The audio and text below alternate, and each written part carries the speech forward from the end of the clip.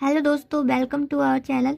आज के इस वीडियो में हम पढ़ेंगे शब्दों में सूक्ष्म अंतर, जो कि आपके बोर्ड एग्जाम में 2 नंबर के आते हैं। तो पहला शब्द है अनल और अनिल। अनल का अर्थ होता है अग्नि और अनिल का अर्थ होता है वायु, जो कि हर साल most of the year repeated रहते हैं। उन्हीं को 30 मोस्ट इम्पॉर्टेंट हम शब्दों में सूक्ष्म अंतर कंप्लीट करेंगे। ओके।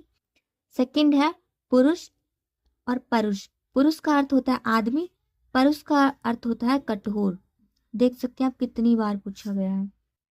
थर्ड है सुत और सूत। सुत अर्थात पुत्र, सूत अर्थात सारथी या फिर धागा। जैसे कि पवन सुत नामा बोलते हैं। पवन सुत यानी कि किनको बोलते हैं? पवन सुत बोलते हैं हनुमान जी को।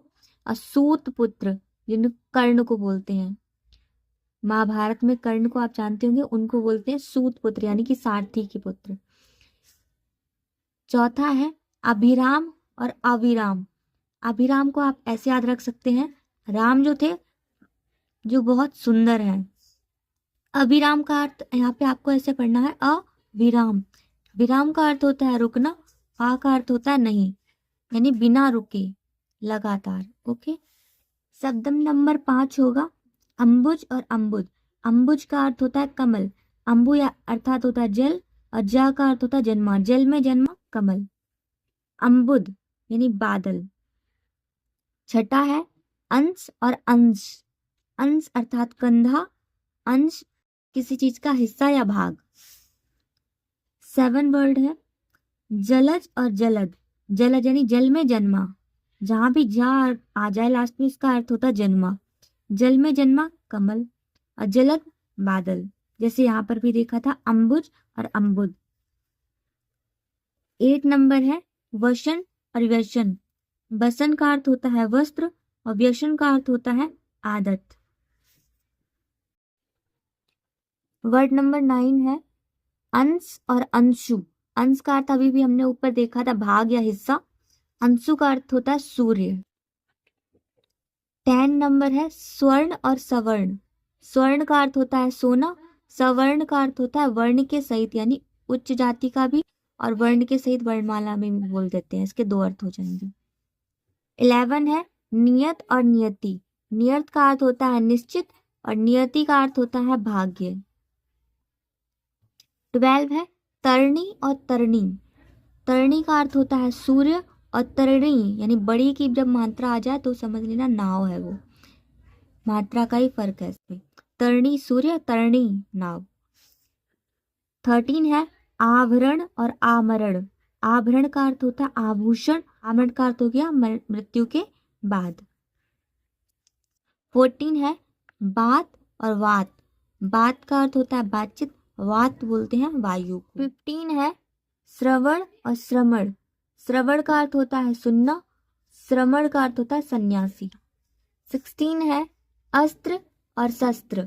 अस्त्र को अर्थ होता है फेंक कर चलाया जाने वाला हथियार, और शस्त्र होता है हाथ में लेकर चलाया जाने वाला हथियार। याद रखना, अस्त्र वो होता है जिसको हम फेंक कर चलाते हैं, और शस्त्र जिसे हाथ में लेकर चलाया जाता है। अस्त्र का एग्जाम्पल हो जाएगा जैसे कि तीर कमान, और शस्त्र तलवार जो चलाते हैं। ठीक है। 17 रहेगा गृह और ग्रह। गृह और ग्रह। गृह का अर्थ होता है घर, ग्रह का अर्थ होता है नक्षत्र। 18 है प्रसाद और प्रासाद। प्रसाद का अर्थ होता है कृपा, और प्रासाद का अर्थ होता है महल या फिर भोग। 19 है कुल और कूल। कुल का अर्थ होता है वंश, और कूल होता है किनारा। 20 है असक्त और आसक्त। असक्त का अर्थ होता है शक्तिहीन, अ का अर्थ होता है नहीं, सक्त यानी शक्ति, बिना शक्ति के अर्थात शक्तिहीन। आसक्त का अर्थ होता है मोहित।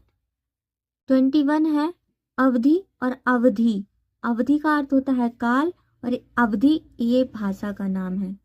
अवधि इसमें छोटी की मात्रा आएगी तब काल अर्थात समय के लिए। 22 है द्रव्य और द्रव। द्रव्य का अर्थ होता है धन, द्रव का अर्थ होता है तरल पदार्थ।